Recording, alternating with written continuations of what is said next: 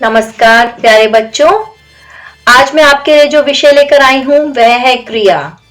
इसमें मैं आपको बताऊंगी कि क्रिया का प्रयोग किस प्रकार से होता है, उसका क्या महत्व है, लिंग और वचन के अनुसार क्रिया किस प्रकार बदलती है। जब हम क्रिया को एक वचन और बहुवचन में प्रयोग करते हैं तो उसका रूप किस प्रकार से बदलता है।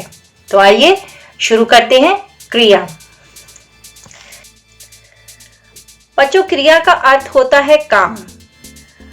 काम, कुछ काम ऐसे होते हैं जो हम करते हैं और कुछ काम ऐसे होते हैं जो अपने आप से हो रहे होते हैं, जिनको हम नहीं करते मगर वो अपने आप होते रहते हैं।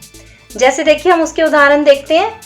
झरने से पानी गिर रहा है, इसमें हम कुछ नहीं कर रहे, पानी स्वतः गिरता है। इसी प्रकार का एक और उदाहरण देखिए। सूरज चमक रहा है, पेड़ से पत्ते गिर रहे हैं, बारिश हो रही है, मदारी बंदर का नाच दिखा रहा है, बच्चे फुटबॉल खेल रहे हैं। अब इन चित्रों में आपने जहां पर देखा बारिश हो रही है या फिर पेड़ से पत्ते गिर रहे हैं, सूरज चमक रहा है, ये जो सब क्रियाएं हैं ये हो रही हैं, इन्हें हम नहीं कर रहे। परंतु जहां पर आप देख रहे हैं कि मदारी बंदर का नाच दिखा रहा है और बच्चे फुटबॉल खेल रहे हैं, तो वो क्रिया की जा रही है किसी के द्वारा। ये अंतर है क्रिया का होना और क्रिया का करना। तो क्रिया की परिभाषा क्या होगी? क्रिया की परिभाषा ये होगी, जिस शब्द से किसी काम का करना या होना पाया जाए उसे क्रिया कहते हैं। तो बच्चों, क्रिया शब्द, आइए कुछ क्रिया शब्द देखें। जैसे पढ़ना, लिखना, आना, जाना, रोना, नाचना, दौड़ना, खेलना, सोना, उड़ना, बोना, काटना आदि। क्रिया के मूल रूप को हम लोग धातु बोलते हैं। धातु क्या होती है? जैसे पढ़, लिख, आ, जा, रो, सो, नाच, गा, नहा, उड़, बो, काट, बना आदि। अब इन्हीं शब्दों के साथ जब हम ना प्रत्यय जोड़ते हैं, ना को जोड़ने पर तो ये क्रिया का रूप ले लेते हैं। पढ़ना, पढ़ जमाना पढ़ना, लिख जमाना लिखना। इसी प्रकार से बच्चों, सभी शब्दों के साथ जब हम ना जोड़ेंगे तो वो क्रिया का रूप बन जाएंगे। अब यही क्रिया, एक खाली मूल रूप जो है पढ़, इस पढ़ से आप अनेक शब्द बना सकते हैं। जैसे पढ़ना, पढ़ेगा, पढ़वाया, पढ़वाना। इस तरह से प्रत्येक जितने भी मूल शब्द हैं उनसे आप अनेक प्रकार के क्रिया शब्द बना सकते हैं। क्रिया के बिना कोई भी वाक्य पूरा नहीं हो सकता। क्रिया के बिना वाक्य अधूरा रहता है।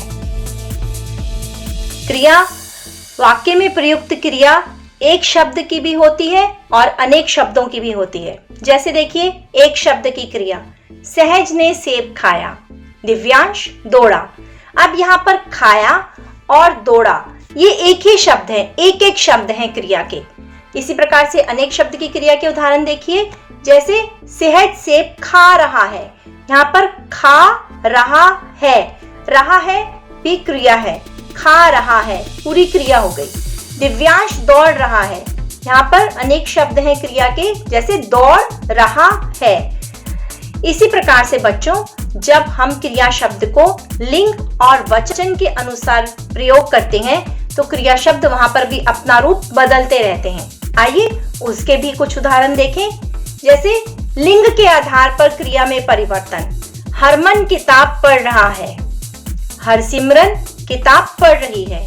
यहाँ पर जब हम पुल्लिंग शब्द में इस्तेमाल कर रहे हैं तब हम लिख रहे हैं पढ़ रहा है, और जब हम स्त्रीलिंग में इस्तेमाल कर रहे हैं तब हम लिख रहे हैं पढ़ रही है।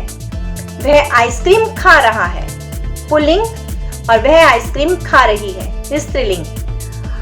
अब यहाँ पर भी आपने देखा, जब हम किसी लड़के के बारे में प्रयोग कर रहे हैं तो खा रहा है होगा, और जब लड़की खा रही है, लड़की आइसक्रीम खा रही है तो रही है शब्द का प्रयोग होगा। तो लिंग के आधार पर हम क्रिया को इस प्रकार से बदल देते हैं।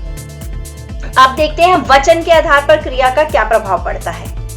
वचन के आधार पर क्रिया में परिवर्तन। कुत्ता भौंक रहा है, ये एक वचन है, यहाँ पर सिर्फ एक ही कुत्ते के बारे में बताया है। मगर जब हम इसको बहुवचन में लिखते हैं तो यहाँ पर क्रिया का रूप बदल जाता है। रहा है का रहे हैं हो जाता है। जैसे कुत्ते भौंक रहे हैं, बच्चा दौड़ रहा है, बच्चे दौड़ रहे हैं। यहाँ पर एक वचन और बहुवचन में वाक्य में क्रिया में इस प्रकार से परिवर्तन हो जाता है। रहा है का रहे हैं हो रहा है। तो आशा करती हूँ बच्चों आपको ये अच्छे से समझ आ गया होगा कि क्रिया के महत्व से आप लोग अच्छे से परिचित हो गए होंगे। क्रिया के सही रूप का प्रयोग करना आपको अब आ जाएगा। इसका आप अभ्यास कीजिएगा।